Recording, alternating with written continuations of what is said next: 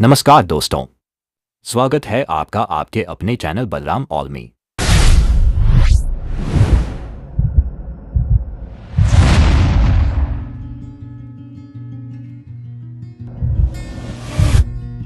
दोस्तों, आज हम एक ऐसे विषय पर बात करने जा रहे हैं जो सीधे आपकी जेब, आपके घर के बजट और हमारे देश के स्वाभिमान से जुड़ा है। आपने पिछले कुछ समय से खबरों में, अखबारों में और सोशल मीडिया पर लगातार एक बात सुनी होगी, डॉलर के मुकाबले भारतीय रुपया रिकॉर्ड स्तर पर गिर गया या रुपया अब तक के सबसे निचले स्तर पर पहुंच गया है। लेकिन क्या आपने कभी सोचा है कि ऐसा क्यों हो रहा है? दुनिया की सबसे तेजी से बढ़ती अर्थव्यवस्थाओं में से एक होने के बावजूद हमारा रुपया डॉलर के सामने घुटने टेकने पर मजबूर क्यों हो जाता है? जब रुपया गिरता है तो आम जनता यानी मुझ पर और आप पर इसका क्या असर पड़ता है? क्या इससे पेट्रोल, डीजल, मोबाइल और खाने पीने की चीजें महंगी हो जाती हैं? आज के स्पेशल वीडियो में हम किसी किताबी भाषा में नहीं बल्कि बिल्कुल आसान और देसी भाषा में समझेंगे कि आखिर रुपए की इस गिरावट के पीछे की असली कहानी क्या है। हम उन 5 बड़े कारणों का पर्दाफाश करेंगे जो पर्दे के पीछे काम कर रहे हैं। तो बिना किसी देरी के चलिए इस वीडियो को शुरू करते हैं। 2 भाग 1 रुपया और डॉलर का बुनियादी खेल। आगे बढ़ने से पहले हमारे लिए यह समझना बहुत जरूरी है कि करेंसी के उतार चढ़ाव का यह खेल काम कैसे करता है। बहुत से लोग सोचते हैं कि रुपया गिर रहा है, इसका मतलब भारत की अर्थव्यवस्था पूरी तरह डूब रही है। लेकिन दोस्तों, ऐसा बिल्कुल नहीं है। करेंसी की कीमत तय होती है डिमांड और सप्लाई, मांग और आपूर्ति के नियम पर। मान लीजिए बाजार में टमाटर की आमद बहुत ज्यादा है, लेकिन उसे खरीदने वाले कम है, तो टमाटर के दाम गिर जाएंगे। इसके ठीक उलट, अगर टमाटर कम है और खरीदने वाले लाइन लगाकर खड़े हैं, तो टमाटर के दाम आसमान छूने लगेंगे। ठीक यही बात डॉलर और रुपए पर लागू होती है। अंतर्राष्ट्रीय बाजार, इंटरनेशनल मार्केट में हर देश की अपनी करेंसी होती है, लेकिन ग्लोबल ट्रेड यानी वैश्विक व्यापार के लिए सबसे बड़ा सिक्का चलता है अमेरिकी डॉलर का। अगर पूरी दुनिया को डॉलर की जरूरत ज्यादा है और भारतीय रुपए की मांग कम है, तो डॉलर मजबूत होगा और रुपया कमजोर। अब सवाल यह उठता है कि अचानक डॉलर की मांग इतनी क्यों बढ़ जाती है कि हमारा रुपया नीचे की तरफ भागने लगता है। आइए इसे विस्तार से समझते हैं। 3 भाग 2 रुपए के गिरने के 5 सबसे बड़े कारण। कारण नंबर 1, कच्चे तेल, क्रूड ऑयल का आयात। भारत अपनी जरूरत का लगभग 80% से 85% कच्चा तेल विदेशों से खरीदता है। जब हम खाड़ी देशों या रूस से तेल खरीदते हैं तो हमें भुगतान रुपए में नहीं बल्कि डॉलर में करना पड़ता है। अब सोचिए, अगर अंतर्राष्ट्रीय बाजार में कच्चे तेल की कीमतें बढ़ती हैं, तो भारत को वही तेल खरीदने के लिए पहले से कहीं ज्यादा डॉलर खर्च करने पड़ते हैं। जब भारतीय रिजर्व बैंक (RBI) या भारतीय कंपनियां बाजार से बहुत सारा डॉलर खरीदकर बाहर भेजती हैं, तो देश में डॉलर की कमी हो जाती है और रुपया गिर जाता है। कारण नंबर 2, अमेरिकी फेडरल रिजर्व की नीतियां। यह एक ऐसा कारण है जो सीधे अमेरिका से जुड़ा है, लेकिन इसका झटका भारत को लगता है। अमेरिका का जो केंद्रीय बैंक है, जिसे फेडरल रिजर्व कहते हैं, वह जब भी अपनी ब्याज दरें इंटरेस्ट रेट्स बढ़ाता है, तो दुनिया भर के निवेशक अपना पैसा भारत जैसे विकासशील देशों से निकालकर अमेरिका के बैंकों और सरकारी बॉन्ड्स में लगाने लगते हैं। उन्हें लगता है कि अमेरिका में पैसा ज्यादा सुरक्षित है और रिटर्न भी अच्छा मिल रहा है।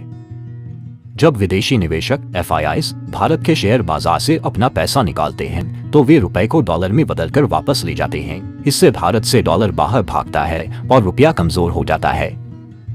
कारण नंबर 3, ट्रेड डेफिसिट, व्यापार घाटा। व्यापार घाटा का सीधा मतलब है कि हम विदेशों से सामान मंगा, इंपोर्ट ज्यादा रही है और अपना सामान बाहर बेच, एक्सपोर्ट कम रही है। जब हमारा इंपोर्ट हमारे एक्सपोर्ट से बहुत ज्यादा हो जाता है, तो देश का पैसा बाहर ज्यादा जाता है और अंदर कम आता है।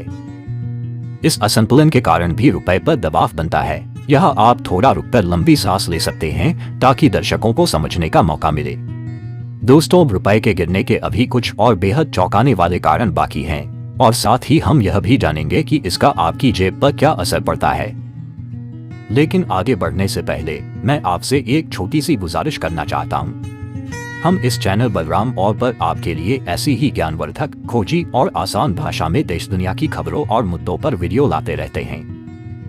एक वीडियो को बनाने के पीछे घंटों की रिसर्च और कड़ी मेहनत होती है। अगर आपको हमारी यह कोशिश पसंद आ रही है और आप चाहते हैं कि हम ऐसे ही बेहतरीन टॉपिक्स पर वीडियो बनाते रहें, तो अभी के अभी बलराम और चैनल को सब्सक्राइब कर लीजिए। नीचे जो लाल या काला सब्सक्राइब बटन है उसे दबाएं और साथ में जो घंटी का आइकन बेल आइकन है उसे ऑल पर सेट कर दें। वीडियो को लाइक करना और अपने दोस्तों के साथ शेयर करना बिल्कुल मत भूलिएगा, क्योंकि आपका एक लाइक हमें आगे और मेहनत करने का हौसला देता है। चलिए अब वापस आते हैं हमारे आज के मुख्य विषय पर, भाग 3, आम जनता और देश पर इसका असर। अब बात करते हैं उस सवाल की जो आप सबके मन में घूम रहा होगा, भाई रुपया गिर रहा है तो गिरे, मुझे क्या, मैं तो डॉलर में कमाता नहीं, मैं अमेरिका घूमने जाता हूँ। दोस्तों, यह आपकी सबसे बड़ी भूल हो सकती है। रुपया गिरने का असर देश के हर एक नागरिक पर पड़ता है, चाहे वह एक चाय बेचने वाला हो या एक बड़ी कंपनी का मालिक। आइए समझते हैं कैसे महंगाई का झटका। जैसा कि मैंने पहले बताया, हम कच्चा तेल डॉलर में खरीदते हैं।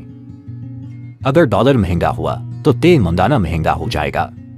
तेल महंगा होगा तो पेट्रोल डीजल के दाम बढ़ेंगे, और अगर डीजल महंगा हुआ तो माल ढुलाई ट्रांसपोर्टेशन महंगी हो जाएगी, जिससे फल, सब्जियां, अनाज और हर जरूरत का सामान महंगा हो जाएगा।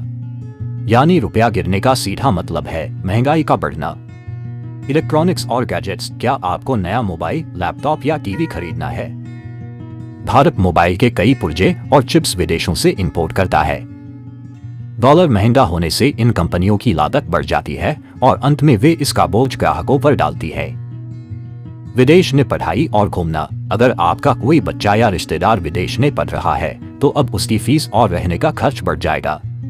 पहले जो फीस 5 लाख रुपए में हो जाती थी, डॉलर मजबूत होने के कारण अब उसके लिए शायद 5.5 या 6 लाख रुपए चुकाने पड़ेंगे। क्या इसका कोई फायदा भी है? हाँ, सिक्के का दूसरा पहलू भी है। रुपया गिरने से कुछ लोगों को फायदा भी होता है। एक्सपोर्टर्स, निर्यातक, जो लोग भारत से सामान बनाकर विदेशों में बेचते हैं, जैसे आईटी सेक्टर, कपड़ा उद्योग या फार्मास्यूटिकल्स, उन्हें डॉलर में कमाई होती है। जब वे उस डॉलर को रुपए में बदलते हैं तो उन्हें ज्यादा रुपए मिलते हैं। प्रवासी भारतीय NRIs, जो भारतीय विदेशों में रहकर कमाते हैं और भारत में अपने परिवार को पैसे भेजते हैं, उनके भेजे गए डॉलर की वैल्यू भारत में बढ़ जाती है। 6 भाग 4, सरकार और RBI के कदम। अब आपके मन में यह सवाल आ सकता है कि क्या हमारी सरकार और reserve bank of India RBI हाथ पर हाथ धरे बैठे हैं? बिल्कुल नहीं। जब भी रुपया बहुत तेजी से गिरने लगता है तो RBI अपने विदेशी मुद्रा भंडार फॉरेन एक्सचेंज रिजर्व से डॉलर निकालना शुरू करता है और उसे बाजार में बेचता है। ऐसा करने से बाजार में डॉलर की सप्लाई बढ़ जाती है और रुपए की गिरावट पर कुछ समय के लिए ब्रेक लग जाता है। इसके अलावा भारत सरकार अब दुनिया के कई देशों जैसे रूस, UAE के साथ रुपए में व्यापार, रुपी ट्रेड करने की कोशिश कर रही है, ताकि हमें अंतर्राष्ट्रीय लेन देन के लिए डॉलर पर निर्भर न रहना पड़े। अगर यह नीति पूरी तरह सफल हो जाती है तो आने वाले समय में रुपए की स्थिति बहुत मजबूत हो जाएगी। तो दोस्तों, लबोलवाब यह है कि भारतीय रुपए की गिरावट केवल भारत की अंदरूनी कमजोरी की वजह से नहीं है, बल्कि यह वैश्विक परिस्थितियों जैसे कि अमेरिका की नीतियां और कच्चे तेल की बढ़ती कीमतों का नतीजा है। भारत की अर्थव्यवस्था की बुनियाद अभी भी बहुत मजबूत है और उम्मीद है कि जल्द ही रुपया फिर से संभलेगा। आपको क्या लगता है? क्या भारत सरकार को रुपए को बचाने के लिए और कड़े कदम उठाने चाहिए, या क्या आपको भी बाजार में महंगाई का असर दिखने लगा है? अपने विचार नीचे कमेंट बॉक्स में जरूर शेयर करें। मैं आपके हर एक कमेंट को पढ़ता हूँ। एक बार फिर याद दिला दूं, अगर आपने अभी तक बलराम ऑल को सब्सक्राइब नहीं किया है तो जरूर कर ले।